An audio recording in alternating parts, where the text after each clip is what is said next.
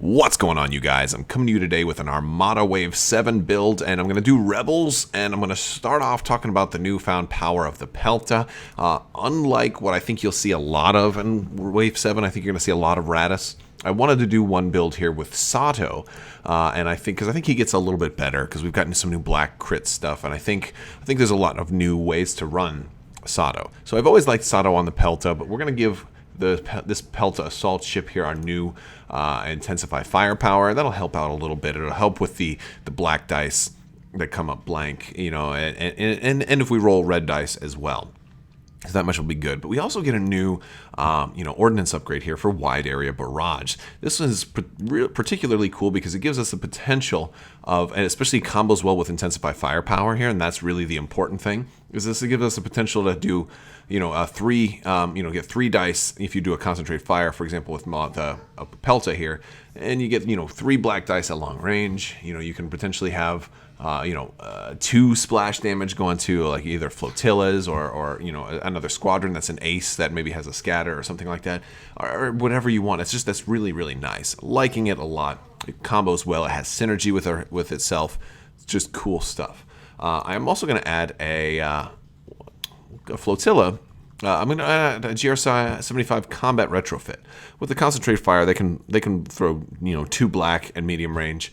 You could even increase them a little more with disposable capacitors if you wanted to. I'm going to not for the points, but it's totally an option. Very cool option. As well as you could add CommsNet if you wanted for the points as well. I will put CommsNet on this guy so he can start handing it out to the Pelta though, because that'll be cool.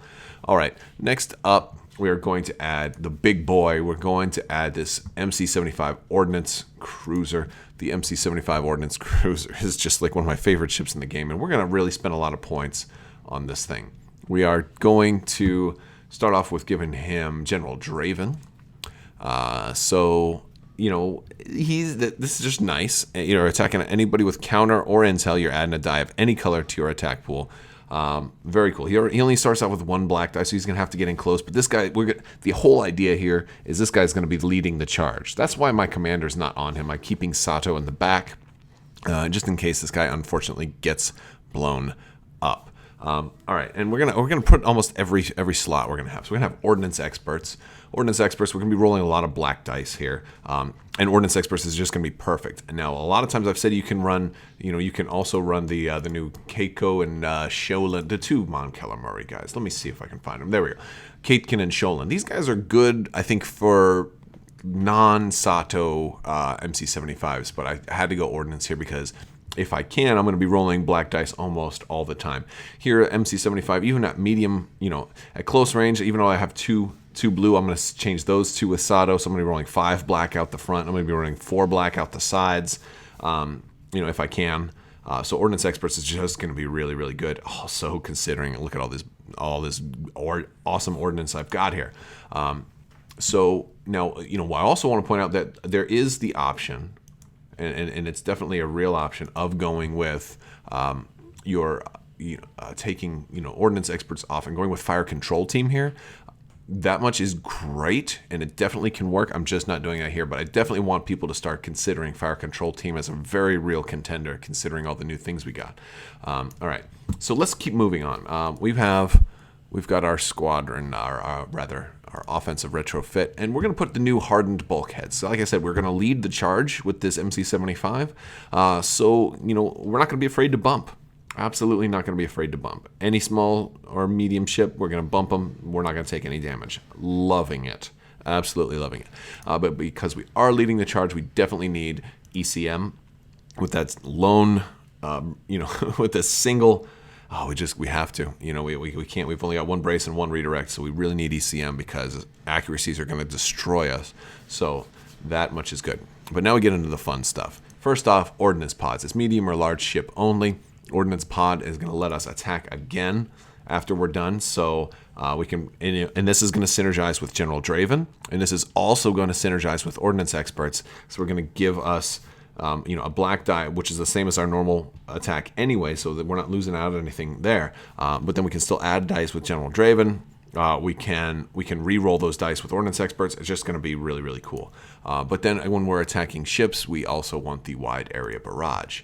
And of course, awesome. There's plenty of other ways to do this, and that's one of the things. This really opens up a lot of options. You can enhance your battery armament too, and that much is great. But wide area barrage is going to be the winner here because of the fact that we're going at long range.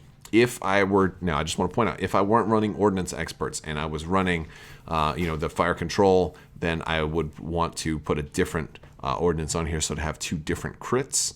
But that's not what we're doing, so that's fine. And I'm also going to add a title. I'm going to add the Profundity. Now, here's the thing about the Profundity. Generally, Radis is better because he lets you warp in a big ship, but the Profundity is better because you don't have you don't have the weakness of not being able to attack first. And what the cool thing is, if you have a bid for first player, and you're going to be first player, Profundity becomes even better because now you warp in a ship, and now that ship gets to go first, which is really, really, really potentially powerful. So here's what I'm going to do. A lot of people, when they think Profundity, they think of warping in a Hammerhead in close range, or maybe a CR90, maybe a CR90B. With some blue crits. There's definitely some options there. Like you could do a CR90B and give it the new heavy ions, and just I mean that's gonna be powerful too. But I'm gonna do something a little different. Instead of a CR90 or a Hammerhead, I'm gonna do another flotilla. Okay, and this is gonna be a little wild. So here we go. I'm gonna do another GR75. It's also gonna be a combat retrofit because I do want it to be able to shoot. Okay. I do want it to be able to shoot, but here's what else I'm going to do. I am going to give this other GR75, we're going to do a little mini Radis bomb. I'm going to give it rapid launch phase, which means now he's got 2 squadrons that are going to deploy with him. Okay, or actually when he activates. If he goes first, we're in business. I am going to also go ahead and go with Adar Talon. And that Adar Talon I think is optional here, but because I'm going to be putting 2 really beefy squadrons on here, that's kind of why. And I'm going to give him Bomber Command. So this way, we're just going to have really a lot of fun with this guy. All right, so now we've given him Bomber Command, Adar Talon. What squadrons am I going to put on? I'm already at 301, right? And this is Sato, so we need squadrons, right? So I am going to give him, I don't want any more ships, I want some squadrons. Let's add some squadrons. So I am going to give the best bomber I can think of is Kian Farlander. I'm going to drop Kian Farlander there. Kian's going to come in with his 2 black dice. And that's just going to be really, really nice. And he can also re-roll if they have no shields left. So he doesn't have to stay in range of Bomber Command. But then I'm also going to drop in Nim, who is incredibly... And the thing is, I'm probably going to have Nim go first. So he can attack and get the blue crit, hopefully. And then, of course, we have Bomber Command to help out and try to force the blue crit if we need to. That is also cool. One of the things you can consider in this case is maybe swapping Adar Talon for Torin Far as well, but that doesn't really benefit Kian Farlander. So if you were going to do that, then you maybe want to, swap him over to like Gold Squadron or something like that. You could free up the points a little bit that way. All right. And now we're at 342. We do need some other squadrons because these guys are going to start on board here, and he's going to start on board here. So we're really only looking at 3 deployments right now. So we got to add some other squadrons. With a Sato build, I always think Tycho Selchu is one of the best squadrons to have, and then the rest we're just going to fill up with cheap squadrons. You can go with some A-Wings, but I like to go with Z95s. Z95s are really cheap, and we can run like 4 Z95s. We can run 5 Z95s and we want to come in at 393, but we can come in a little cheaper than that. We can drop it down to 4 Z95s if we want. That gives us only 5 squadrons, but that gives us a 386. And the reason I want it, and this is where it really comes down to what you want to do, because 386 is a serious initiative bid, like absolutely, positively gotta have. For most of you, I would suggest 393. You could even go up to 400 if you don't care about being first player. But I think the entire benefit of Profundity is Profundity really, really, really works well with first player. So I will leave the build here at 393. And it's up to you if you want to, if you want to trim some more points off somewhere. There's a lot of ways to do that. I mean, you could even drop this GR75 down from combat retrofit if you really want. But with Sato, you want these guys firing. That's his whole point. So even these GR75s can do some damage. Let's go ahead and look at objectives. So we're going to add an assault objective. For this one, I kind of like Most Wanted here because we have GR75s. I think Most Wanted is really going to help out. Nobody's going to want to choose Most Wanted, and if they do, you're going to really just have a lot of fun there. All right, so for our yellows, I've always been a big fan of planetary ion cannon. Fleet ambush could also potentially do some stuff, but I don't think I'm going to gain. The risk there is that they start off and they are able to put all of their squadrons, really, really close. I don't think the objectives, we need to worry about them too much. So I'm going to just pick safe, easier objectives. Planetary ion cannons, a nicer one, and we'll go with Solar Corona for the blue, just in case somebody comes up with a crazier bid, then they'll have to let us deploy first. They'll have to deploy first. But again, objectives aren't as big of a deal if you're really going to trim down. And I think this is a list that really, really, really must go first to see the combo, because the combo is MC75 drops this guy at the start of any round. Okay, so we start a speed 3 on the MC75. We start going after the enemies at the start of any round. We don't have to, because this guy should be able to survive. He's got lots of shields. He's got ECM. He's going to be able to brace. And he's going to be able to do, and I'd queue up some engineering commands for him too. He doesn't need any other command.